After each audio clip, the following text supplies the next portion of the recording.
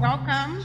My name is Kate Lutzner. I'm a poet, and I'm going to introduce the speakers. Our moderator for today is writer Kristen Roupenian. She's best known for her 2017 viral short story, Cat Person, and her 2019 short story collection, You Know You Want This. Cat Person remains one of the most widely read stories published by The New Yorker and was released in theaters as a feature film in 2023. Currently, she is working on a novel. Please help us welcome Kristen. Co-author Kusala Bhikshu is joining us from Los Angeles via Zoom and was ordained in the Mahayana Buddhist tradition in 1994. He is the head monk at the International Buddhist Meditation Center in Koreatown, Los Angeles. The book, Urban Dharma, is based on his 20 years of service work as a chaplain in prisons, juvenile halls, hospitals, and the police department. When not giving public talks, you can usually find Kusala caring for the 12+ homeless cats that live at the meditation center. Welcome, Kusala. Co-author Rebecca Wilson has been producing multi-format media for over 20 years. She has been a staff producer for TED Talks, the Dalai Lama's Cultural Center in NYC, Dr. Robert Thurman, the Siddhartha School Partnership, and more. Currently based in Brooklyn, New York, she shares her apartment with 1.5 plants. Please welcome Rebecca. I'm so glad that you all joined us today. I'm really excited to be here with Rebecca and Kusala to talk about their book, Urban Dharma. Before we get started, just a couple orders of business. First, we're thinking of this as an interactive event. We'd love to get your questions, both people in the audience in person and also over Zoom. So as we start, I'll ask some questions, but keep thinking of your own, and we'll bring you in around 7:15 or so. Books for sale right over there if you don't have a copy already. We'll be selling them after everybody. Yeah, hey everybody. Two. Hey. Yeah, okay, audio. There we go. Hi. There you go. Hi everybody. You hear me? Hi Kusala. I can hear you. Good. Yeah, can you hear me? Okay. I can hear All you right. too. Much better. Great. Great. All right, so I'm excited to talk about the book, but first, just kind of by way of introduction, I was wondering if each of you, Rebecca and Kusala, could tell us a little bit about your path to Buddhism, how you got here, and if there were any books that were important to you along the way. Rebecca, do you want to get us started? Sure. First, thank you to Shantideva, who is hosting the event. You guys have been wonderful to have us here. Super grateful. I found Buddhism, I write about it a little bit in the foreword. A lot of anxiety, and when I say anxiety, it means more like existential crisis type anxiety of like, what are we doing here? What is going on? Why do I feel this way? So my friend Kate took me to a meditation that was in the Zen tradition.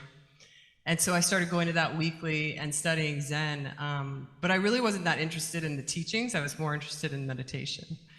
And then I happened to meet the Dalai Lama, and then I met a monk. I know, it was just so happened through this professional thing that I didn't even want to be at, right? I didn't even want to go to it, and I was like, it's the Dalai Lama. And so, because I was working for rock stars at the time, and I met him, and it was like, blew my socks off. It was just being in his presence, there was something there, and I met a monk that day and started studying with him. And I met Kusala, I don't know, 7 or 8 years later. Yeah, thank you. Yeah.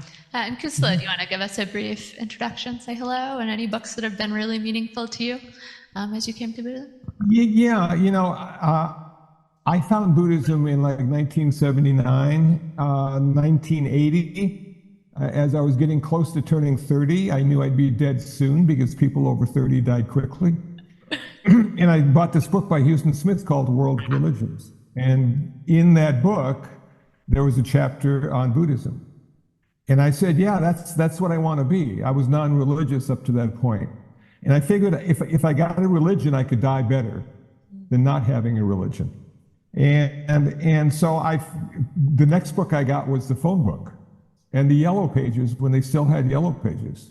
and found the meditation center where I live. And then my first teacher was Shinzen Young. He was a Jewish guy from LA who went to Japan to study Japanese and became ordained as a Shingon monk. And he was living at the center when I started to meditate. And so he was my introduction. I was able to see this sort of like Caucasian guy who was a Buddhist monk. And I thought, cool, I guess everybody can be a Buddhist, you know? And I think the most important book I read about Buddhism was the Dhammapada. That was the first book I read, and it was meaningful to me. Wonderful. Thank you both so much. So you said you had been studying Buddhism for about 7 years when you met Kusala. And when did the idea of writing a book about his life first occur to you? That's a good question. I know. I think it's all her fault. It's all her fault. You know? It always is. I think I was at an existential crisis in LA. I'd moved there always, you know, and being like, WTF. And so I overheard him talking about his community service, and I had no work, so I have always generated my own creative work in a way that was hands in the dark, like just go for it, right? Everything I've ever done, I just go for it. So I just went to him and I said, hey, that sounds like a good book. And and he said, well, someone tried to translate my talks once, but we just got a transcript and it didn't translate to a literary form. And so we just did one recording and I wrote one chapter and we were off, and that was it. It was just funny. And Kusala, what did you think when Rebecca first approached you with that idea? Were you taken aback, or did you thought, oh, perfect? Well, my first thought was she's out of work and needs to do something. And there I was, you know, and I didn't think, you know, I had much to offer, because most Buddhist books are about Buddhism and how to be a Buddhist and what does it all mean. And she was never impressed with my Buddhism. But then I started to talk about my volunteer work, and she said, now that might make a book. Hold on just a second. We're losing your audio. Just a second, Kusala. Okay. Yeah. I think it might be, let's just try it again. Yeah, we can hear you now. Okay. So I'll talk loud so you can hear me all the way in New York. And Thank you. And so, you know, we decided to meet on the porch of Kuan Yin, which is one of the houses at our center. And we just had these discussions. We would talk back and forth, and she'd record, and then she'd write, and then we'd talk again. And it was just sort of a conversational sharing of information. And that's how it all started. But that was like 9 years ago. And so in the course of 9 years, like, everything changes. But the book kept, you know, materializing page by page, paragraph by paragraph.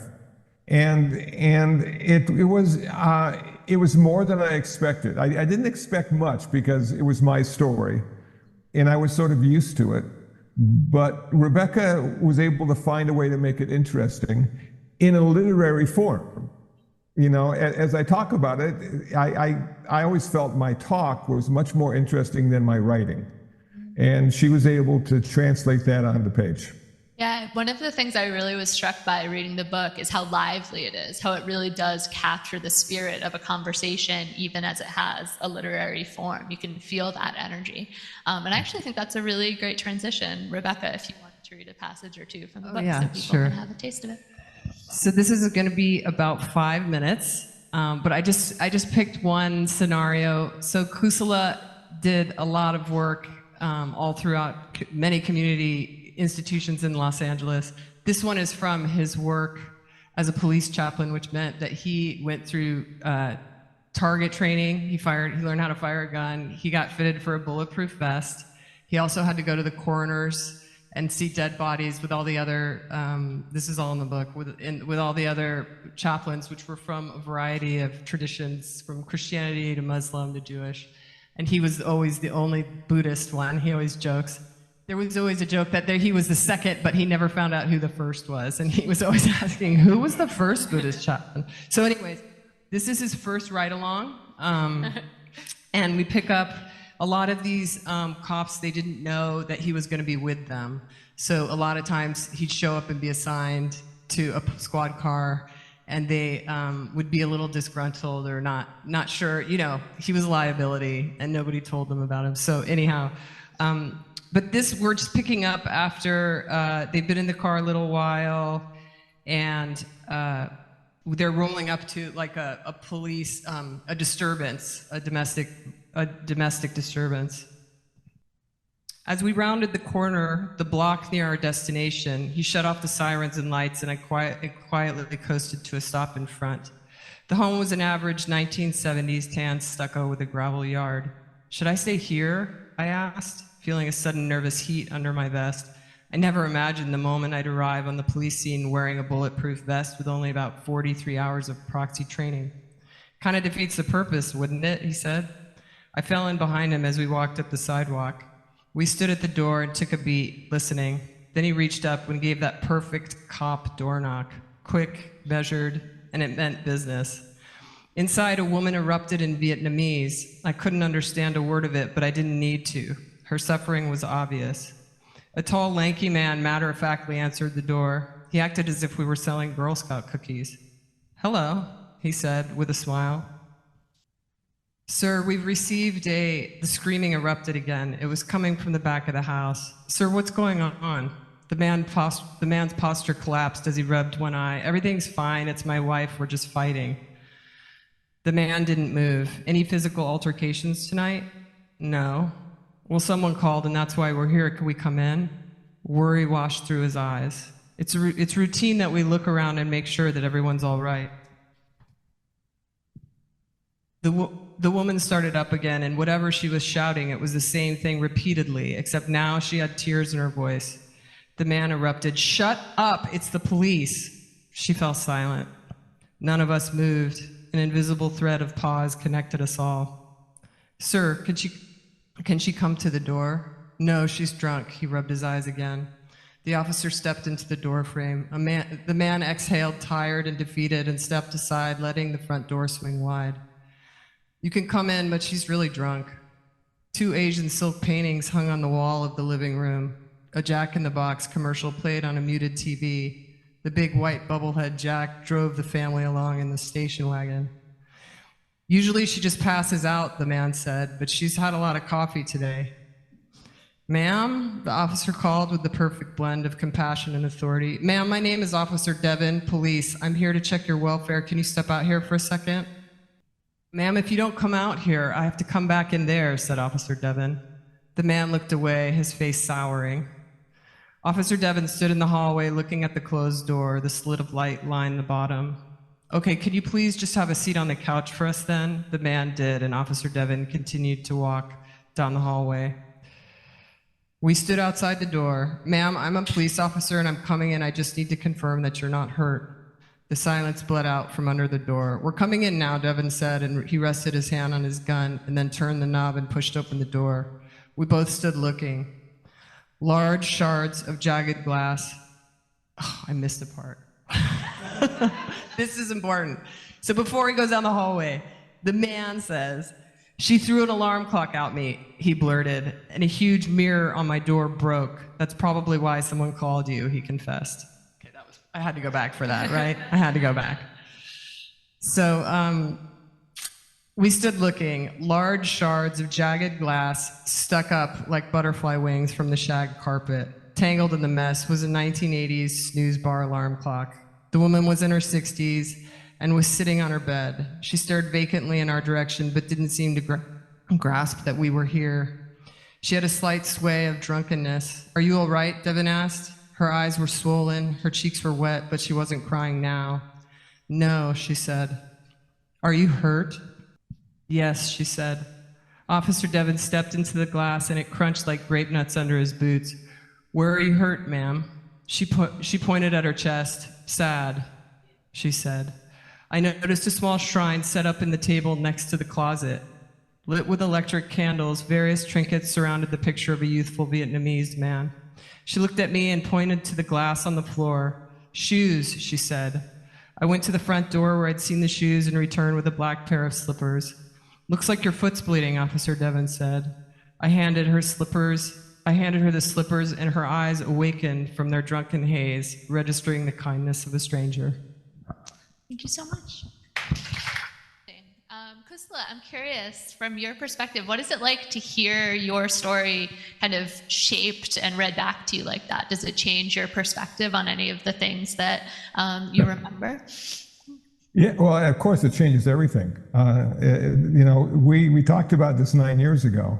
Yeah. And so every time I hear that story, I'm hearing it for the first time. And it's sort of fun that way. Yeah. It doesn't get old. Are there anything, as you went back over those stories, were there things that, as you saw Rebecca shape them, seemed more important than they had at the time, or where you thought the lesson was one thing and then in conversation discovered that the takeaway was something different?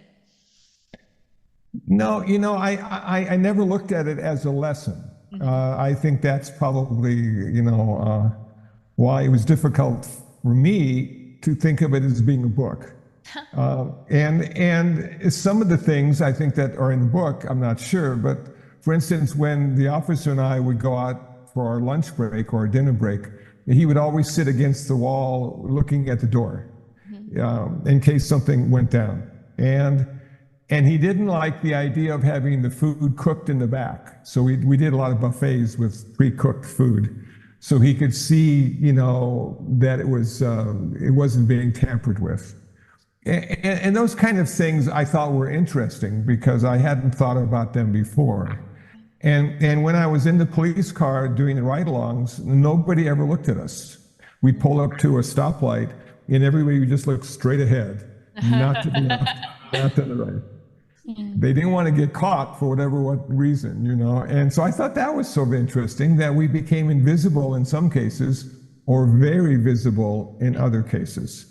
And had to act a certain way. There's a certain protocol when you have your chaplain's uniform on or your police uniform on, that people expect you to be a certain way.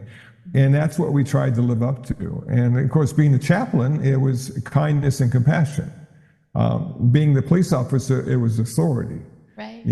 Taking control, being in charge. And that wasn't my job. My job wasn't to be in charge. Were there any moments when you were doing the police ride-alongs where you felt like those two roles were in contrast, where it was hard for you to decide what your job was when you were there in service of kindness and compassion, when the police had to enforce authority? Yeah, there was a situation that I thought was interesting. And because I was there, it changed the whole dynamic. That they were called to a porn shop because somebody was stealing pornography. And it turned out to be a guy who was married who lived in the next town over. And so everybody sort of became very righteous and said, how could you do that when you have a wife? And da-da-da. And I'm thinking to myself, as this is all going on, it's only because I was there. Right. I was the religious, person. And they were assuming my standards were very high. And so, yeah, so sometimes it happened that way, that because I was there, they did act differently. Yeah, that's fascinating. I loved all of the stories of the police ride-alongs, but I was also really struck by the sections set in the prison, especially because I felt like you were so honest both about the rewards and the challenges of it. And on page 86 or 87, Rebecca and I were talking about it, where it says that you had taken vows that state a commitment to return lifetime after lifetime to help all beings find their way out of suffering. And although it is a clear-cut case of the infinitely impossible, it somehow gives life purpose. And I thought, since this is a book so much about service work, and I think a lot of us probably do various forms of volunteering or trying to make the world a better place and then face burnout, it's interesting to think about volunteering from a Buddhist perspective, where the idea is that you're always there in the face of the infinitely impossible, as opposed to trying to serve a particular purpose, prison reform or police reform.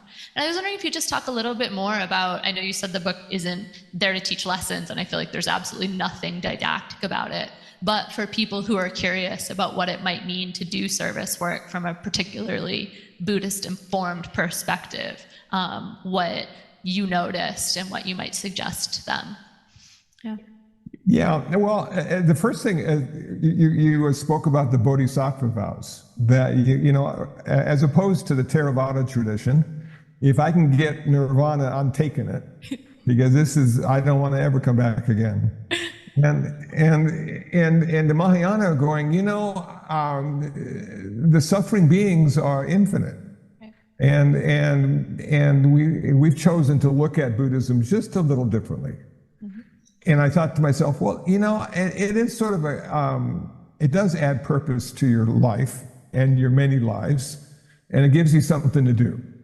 And people say, well, why would you want to do that in the first place? And in my case, all my experiences with volunteer work, I was invited. I never walked up to the police department and said, hey, do you have any openings for a free chaplain? I got, the mayor contacted me when they're trying to diversify their police force and their chaplains program, and could I do that? And so I just kept answering the phone and accepting invitations. So I didn't have this giant purpose to save the world. I had a nice purpose to feed the cats.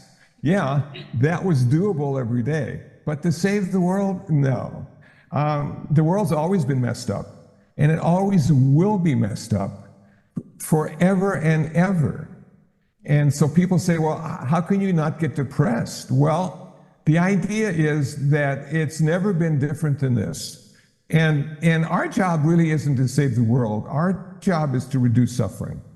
So, my job isn't to feed everybody, but to help the person I'm looking at if they're hungry. And that breaks it down into this sort of relative reality of, okay, I can handle that. But when I think about 8 billion people, there's no way. I wouldn't come out of the meditation center. I just stay there forever and ever. A lot of people do. But once I got out into the world, I started to see that maybe just being there is enough. I didn't have any skills. I didn't go to school to learn how to be a volunteer. I just showed up and did the best I could in every situation I found myself in. And in that case, yes, I did learn stuff. I learned mostly what not to do. And that was valuable, because people keep asking you these questions that you can't answer. Why is life this way?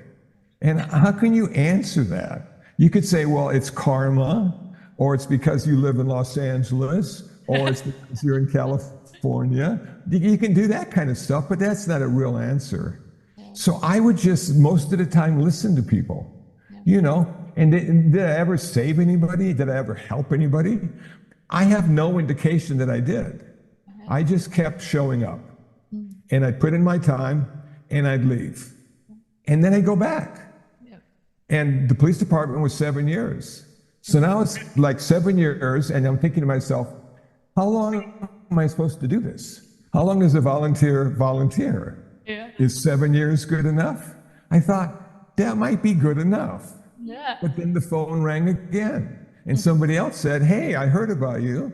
Would you be willing? And so the volunteer started again and again. So 20 plus years of volunteer work with no intention of ever doing it, but accepting invitations and seeing that maybe the difference is just being a kind person with a good ear and understanding the suffering that you're seeing in front of you. Yeah. And what I like to say about suffering is this, that I have never seen suffering. It has no color, it has no size, it has no sound. All I have ever seen are the results of suffering in the faces of people, in the behavior of people. So I've only seen the results. So people say, well, what does suffering look like? I have no idea, but I can tell you how people react to it. And it's not very pretty because they don't like it.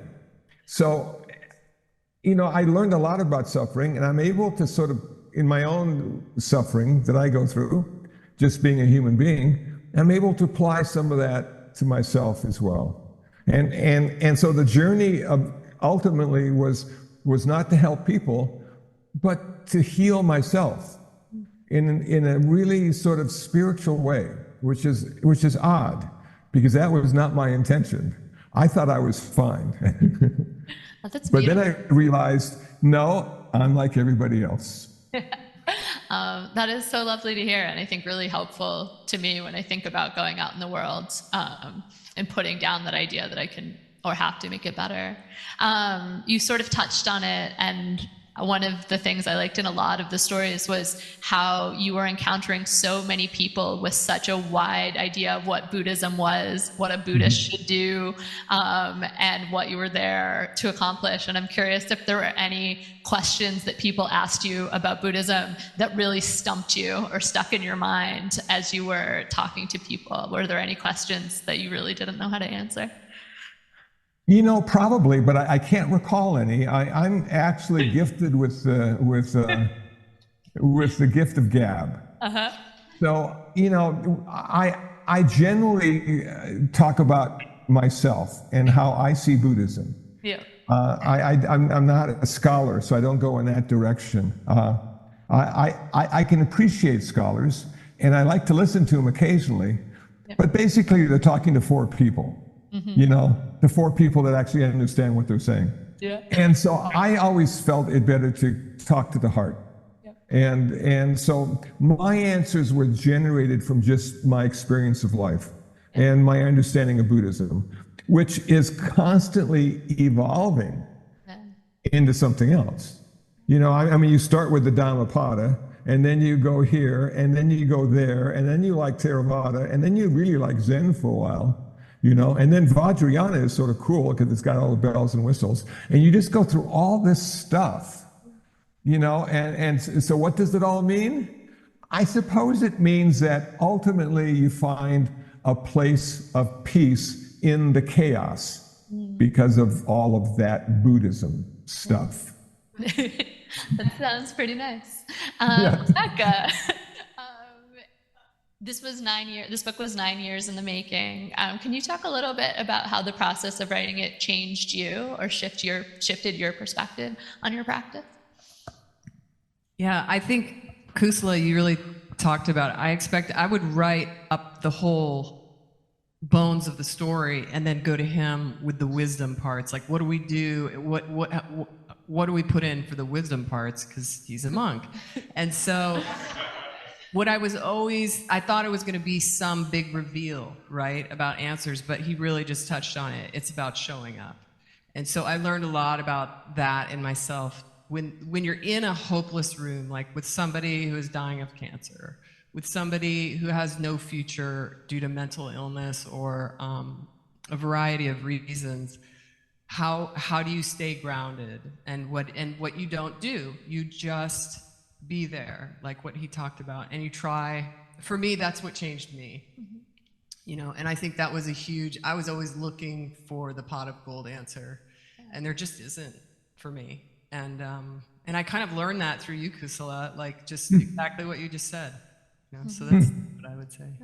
As you guys were putting together the book and deciding how to choose from, it sounds years and years worth of stories, were there any guidelines where you thought we definitely want to talk about this, or we absolutely shouldn't include this? Or are there any outtakes that didn't get included in the book for any reason? Can you give us some behind the scenes details? Sorry, Kusala, I just kind of feel like everything was so unplanned. I mean, we never planned anything. We just met and showed up, like what we were just talking about. And I think the only thing that Kusala actually informed, which was super important, is that his voice on stage, because he's got a lot of media out there, is very simplistic, as you've heard. And I always appreciated that. And so the writing, we made sure not to use large words. We didn't want it to seem grandiose. It's very basic. So I think that was a huge carving out that we did vocabulary-wise and tone-wise. But Kusala, what do you think too? Well, I remember talking with you, Rebecca, about the problem of naming names and places. That, lawsuits are everywhere. And so we needed to be careful in our situational storytelling and not bring in people who may not want to be there or were surprised that we'd be in the book. So there are real names in the book, but those people knew they were going to be in it. And there are names that aren't in the book because those people didn't know they were going to be in it. And so I felt much more comfortable with that. I know, in LA too, just like New York, every time you mention somebody's name who's a celebrity or a star of some kind, man, the lawyers just line up. So we didn't want that. We wanted it to be more heartfelt than celebrity oriented. And so sometimes the situations, it wasn't in this hospital, it was in a different hospital, but we didn't name that hospital. And that doesn't interfere with the story. That just allows us to be more comfortable in the way we express the story. Did you have a particular person in mind? When I'm writing, I'm always secretly imagining how one person is going to react to it, or trying to figure out, who my dream audience is. Did you either consciously or maybe subconsciously have one person that you were picking, that you were thinking about reading this book and wondering how they would respond? I didn't think anybody was going to read the book. Yeah, exactly. Like, I never thought about it once. I was just trying to get through it and see how, it was a real process, but I don't know. Kusala, I don't know if you had anyone. I felt like you probably didn't either. No, I knew I was going to read it. Yeah. So at least one person was going to read it. But I didn't think of an audience. I did think of the audience we weren't going to get. Okay. And that was the scholarship audience. That was the audience who would buy a book and say, well, what are the 10 ways that Buddhists are Buddhists? And I didn't want to write that kind of book. And of course we didn't. So we wrote about not so much being a Buddhist, but doing Buddhism, which is a subtle difference. And I like that. But then how do you figure out who your audience is? Because the Buddhist, if you go to Amazon.com and put in Buddhism, there's like 5,000 books, and even if you put Buddhist memoirs, then there's only 3,000 books. And you're just going, wow, with all those other books out there, is anybody going to find this little guy? Mm-hmm. And ironically and surprisingly, yes, there are people who are finding this book. And all of them say, which I really think is a very nice compliment to Rebecca, it's an easy read. Mm. Rebecca at one point said, you think we should put a vocabulary section in there, so people would know what we're talking about? I said, no, it's okay. We're not using that many words that people aren't going to know. And they can look it up on Google if they're really curious. So it was wonderful in that way, that it just sort of naturally unfolded. And when I talked to Rebecca about her process, she said it was more of an intuitive process than an intellectual process. And that's what I feel in the book. We're going in a direction that's more heart than mind. And yet people feel it in so many different ways. And I like that idea. And I don't think most Buddhist books that deal with the intricacies of Buddhism, are designed to do that. Yeah, I completely agree. I've read a fair amount, not nearly as many as probably both of you, but books about Buddhism. And I would say what distinguishes it is not that its vocabulary is simple, which is not something I would have noticed, but that it's so concrete. Like, something is always happening. And I think that's what you mean by doing Buddhism. And it really does illuminate how easy it is to slide into abstraction and to think about things and how different it is to illustrate it by what's happened. And I think that is really, like you said, a testament to Rebecca and your writing and the way of approaching the material. There's no dead air, because something is always taking place on the page. Did that take a lot of revision to get to, or was it a part more of the process of writing the book for you? No, I think I had a really good editor. Like, that helped a lot. To be honest, yeah, I think that was really, the flow happened in the edit. Yeah. With the outside person after the 9 years. Like, it was just too close, you know. And so when I finally implored somebody that was recommended to me, it really made everything click. I think that was that. So worth taking the time. Yeah, worth the money. Yeah. You know, and also I think the idea of thinking rather than doing. A lot of people think that thinking is enough. Right. I'm a good Buddhist because I think like a Buddhist, you know, and that may be true, but the good Buddhists I've seen are also doing something, something that's kind and generous, you know, something that makes a difference, even a small difference, like picking up trash that somebody just threw out of the car and just putting it in a container. Little stuff like that. That's what Buddhism instilled in me. It's not the big stuff that people go, wow. It's the little stuff that you do every day that nobody ever sees. I was talking the other day about making a difference in the world, and I said that when I first started practicing Buddhism, what I would do is I would leave change behind in the change slot of vending machines. And that was my way of practicing generosity, because I didn't know who was going to take it or how much or what they were going to do with it. And it was only a quarter or 10 cents or 5 cents. So I came up with the idea, changing the world one vending machine at a time as you go through life, you know? Is that the title of the sequel that you two are working on? You know what? People are asking for sequels. That blows my mind. Yeah. Because I was surprised anybody still reads, you know, with all the streaming media that we have. But people are saying, you need to do a sequel. Yeah. And I hate to even suggest that to Rebecca after 9 years, you know. She'll be 80 by the time the sequel comes out. Yeah. What do you think about that, Rebecca? A sequel, maybe. I'd like to do one of my own novels, but then implore Kusala to be part of it too. Right, Kusala, you can write Rebecca's life. Yeah, now. there you go. Oh. I'd be glad to talk about her life, but I don't think I could write her life.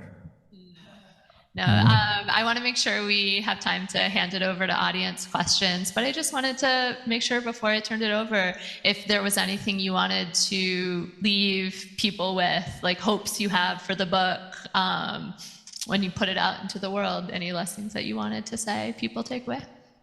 I think more along the lines of what Kusala said for me, Buddhism has given me a way to show up when I don't want to. You know, because it's so easy to help when it's easy, but to stand with the people that really turn the key inside me, you know, and crank me up and wind me up. And it really has given me, the teachings have really given me a way to think about them in a way that isn't self-reflective of what they're doing to me, but more about what they may be going through suffering-wise. So I would say that. Isn't an answer to your question, but it's what I just said. And I also would love to thank, is Lynn here? She designed the cover. There's a couple of people, no, she's not here, I guess. Shantideva, thank you. Kristen, thank you for moderating this too. And you know, my partner Pascal in the back, you've really been there for a year, like watching me trying to get it out through like editors that didn't work and designs that didn't work and, you know, existential crisis, of course. Yeah. And I just want to thank you guys all for being here, truly. I mean, and Lou online if you guys have questions online for the Zoom audience, please ask them in the chat and Lou will be your voice. But I don't know if anybody has any questions. I think that's all I have to say. Kusala, do you have anything that you want to say? No, I'm just happy to be on Zoom. Yeah.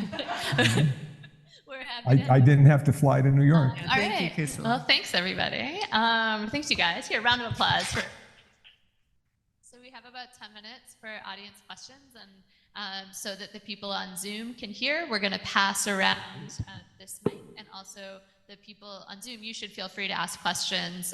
You can, I think, put them in the chat, and we'll make sure someone reads them out. So yeah, any questions for Rebecca? Thank you so much. What a pleasure. I love this book. Let me just say that right now. I have two quick questions. First one, audiobook? We wanted to, but we just wanted to get it out the door first. Okay. It's been out the door for a month or so, right? It's time. Audiobook. Talk to me. I know somebody. And the second question I have that I just want to point out, you say you didn't have an audience, but in fact, the reader who is reading this book and learning how to do Buddhism is your audience. And they're people that maybe you're just introducing to the fact of it. I know I was, so thanks. Hi, Rebecca, I'm so proud of you. And Kusala, I just had a question for you. When you were naming your favorite book about Buddhism, could you just tell me what that was again? Because I wanted to write it down. Yeah, I don't have necessarily a favorite book, but the first book I read on Buddhism was the Dhammapada, which is a classic Theravada text. The teachings of the Buddha, or the sayings of the Buddha. And I found that very useful, not knowing anything about Buddhism. I could understand that for some reason. And every time I read parts of the Bible, I could never understand any of it. So I assume that sort of drove me to feeling comfortable with Buddhism. Thank you so much. It was a pleasure to meet you. And Rebecca, I'm really proud of you, and thank you. Lou, are there any questions online or no? No questions from the audience yet. Okay.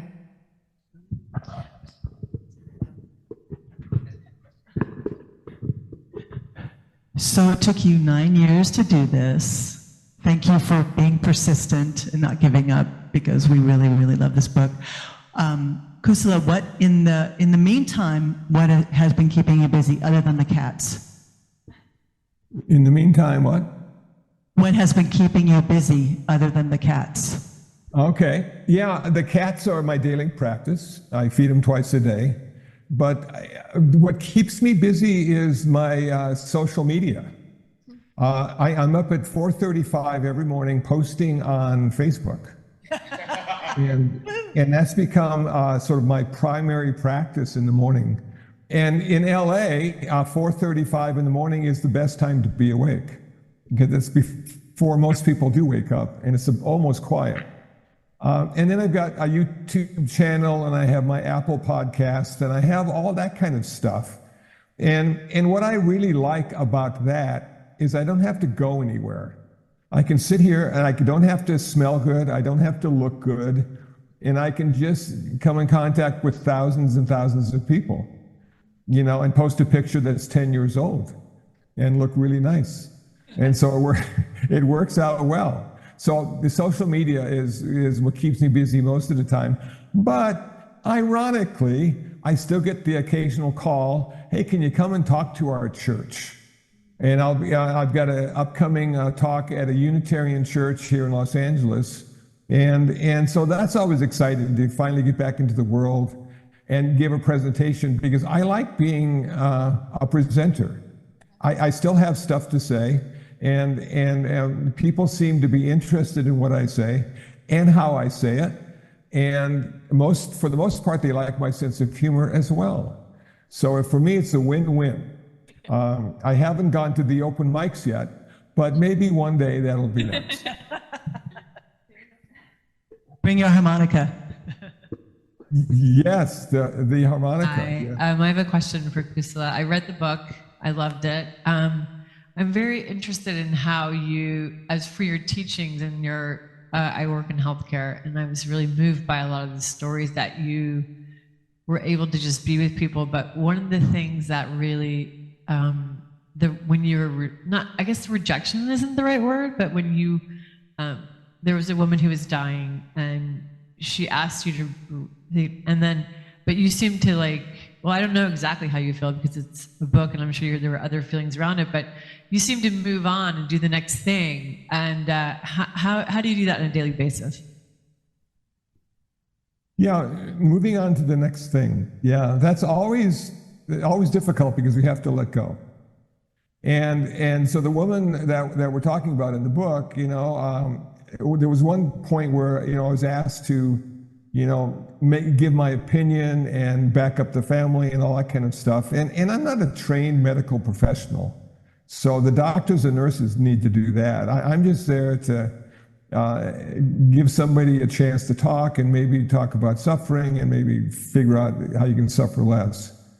And so sometimes you just have to let go and go to the next thing. And there's always another patient, always another person that needs some assistance.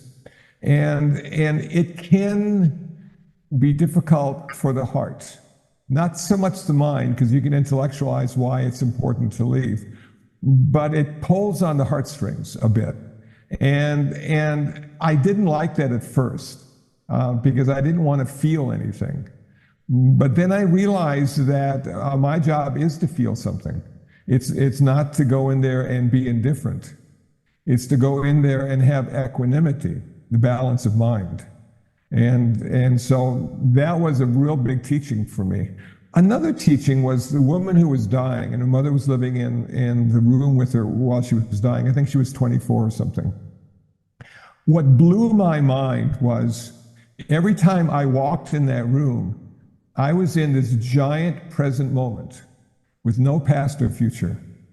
And I had read for years in all these Buddhist books, "Be here now," Ram Dass would repeat over and over again.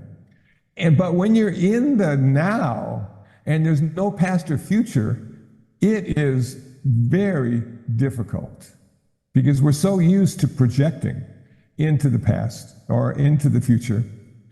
And so when I would leave the room and go out to have lunch, it was like a breath of fresh air. It was like, wow, I still have a future. I still have a future. And I remember when my mother was dying, she was 84, and she said, one of the hardest things to deal with is not having a future. And I said, yeah, Mom, I know. But so those are a couple things that came to mind as that question was asked. We have time for one or two more questions if anybody has them. Yeah. What does Kusala mean? And is that your birth name? And if it isn't, how did you choose that name? How did you come to be called Kusala? Yes, good question. So some people think I'm Scandinavian because of the name Kusala. But when I took my precepts, my 5 precepts as an official Buddhist, and got my certificate of authenticity, I was given a Buddhist name, and the Buddhist name was Kusala. Now, Kusala means skillful or wholesome, and akusala means unskillful or unwholesome. So if someone has a speech impediment and goes, akusala, I always sort of smile. But my teacher at that time, who was Shinzen, who gave me the name, he said, we're giving you this name, Kusala, because you aren't skillful. And every time somebody says Kusala to you, it's to remind you what you need to be. So that's how I got the name. That's amazing. Thank you. Any other hands? Or I don't want to neglect Zoom if there's anybody. I do have one question from Zoom. It's coming from A. Dudley. They say, love this book. Kusala, as someone who struggles a tad with public speaking, can you talk a little bit about grokking? I assume they mean growing? Yeah, grokking. Yeah. What is that? Okay, does everybody know what grokking is? Stranger from a strange land. Robert Heinlein.